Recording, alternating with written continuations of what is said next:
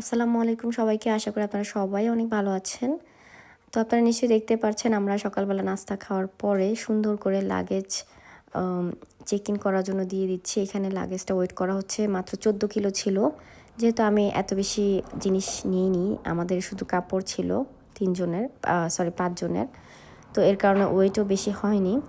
তো এখন আমরা সিকিউরিটি চেক করার জন্য চলে যাব, কারণ লাগেজ দেওয়ার পরই সিকিউরিটি চেক করার জন্য যেতে হয়। আর আপনারা নিশ্চয়ই দেখতে পাচ্ছিলেন যে আমরা কতটা খুশি ছিলাম, কারণ আমরা বুঝতেও পারিনি, ভাবতেও পারিনি, ইভেন কি আমাদের মাথার কল্পনাতেও আসেনি যে আমাদের এত বড় একটা প্রবলেম হবে।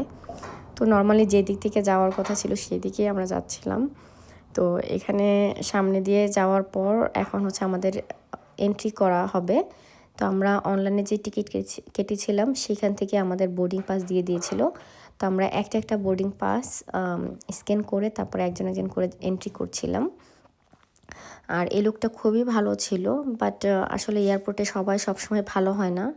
কারণ আমাদের যখন পাসপোর্টটা চেক করা হচ্ছিল, ওই লোকটা কিন্তু আমাদের পাসপোর্টটা চেক করার কোনো দরকার ছিল না। উনি কিন্তু আমাদেরকে বলে দিলেই হতো যে তোমাদের চেক করার দরকার নেই, তোমরা এই দিকে কিংবা এই লাইনে যাও, এই সেকশনে যাও। বাট লোকটা এত ফালতু ছিল, লোকটা শুধু শুধু আমার পাসপোর্টগুলো চেক করেছে, প্লাস উনি অনেক তর্ক করতেছিল, কারণ অনেকে লাইন ভেঙে অন্যদিকে চলে যাচ্ছিলো এর কারণে। আর সবচেয়ে বড় কথা হচ্ছে ওনার জন্য আরেকজনেরও ফ্লাইট মিস হয়েছে, কারণ উনি বারবার বলছিল যে ওনার আবার ছিল কানেকশন ফ্লাইট ধরবে, মানে দ্বিতীয় প্লেনটা ধরবে।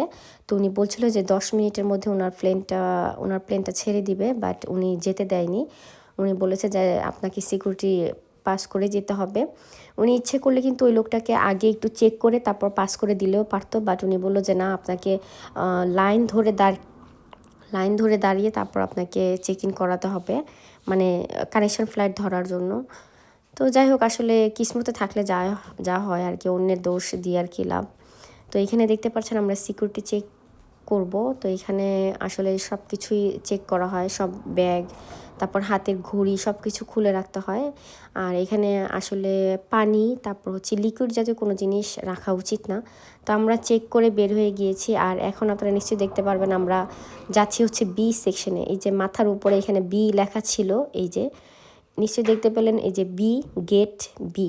নর্মালি গেট বি কিন্তু এটা না, আমাদের যাওয়া উচিত ছিল গেট এ। আর এখানে আমাদের ভুলটা হয়ে যায়, এই যে আবারও এখানে বি দেখাচ্ছে, বাট আমরা কেউই বিয়ের দিকে তাকাচ্ছি না। এটাই ছিল আমাদের দোষ। ছোট্ট একটা দোষের কারণে আমাদের ফ্লাইটটা মিস হয়, আমাদের এতগুলো সুন্দর দিন নষ্ট হয়ে যায়। তো এই যে এখানে আমাদের যাওয়ার কোনো দরকারই ছিল না, তারপরও আর কি বলবো, কিসমতের কি বলবো, এত বোকা ছিলাম। মানে বি সামনে লেখা ছিল, কিন্তু আমরা একজনও খেয়াল করিনি যে আমাদের এতে যেতে হবে। আর এখানে এসে আমাদের ভুলটা হয়। তো এখানে আমরা পাসপোর্টটা চেক করাই, আর এখানে ভীষণ বড় একটা লাইন ছিল। আর এই লাইনের কারণে আসলে আমাদের সময়টা এখানে নষ্ট হয়ে যায়। আর জুন, জুলাই, আগস্ট এই 3টা মাস অনেক ট্যুরিস্ট থাকে। আপনারা যখনই এয়ারপোর্টে ভিজিট করবেন তখন অবশ্যই অনেক আগে আগে চলে যাবেন এয়ারপোর্টে, কারণ এই 3টা মাস ভেকেশনের টাইম, অনেক বেশি মানুষ থাকে, অনেক বেশি লাইন ধরে দাঁড়াতে হয়। আর এখন দেখুন আমরা কিন্তু বের হয়ে গিয়েছি। এখানে কিন্তু ওরা উইশ করতেছে বেলজিয়ামে এন্ট্রি করার জন্য। এই যে আমাদের পাসপোর্টগুলো আমরা চেক করিয়েছি, বাট আমরা মোটেও বুঝতে পারিনি যে এটা ছিল শেষ বের হওয়ার জায়গা।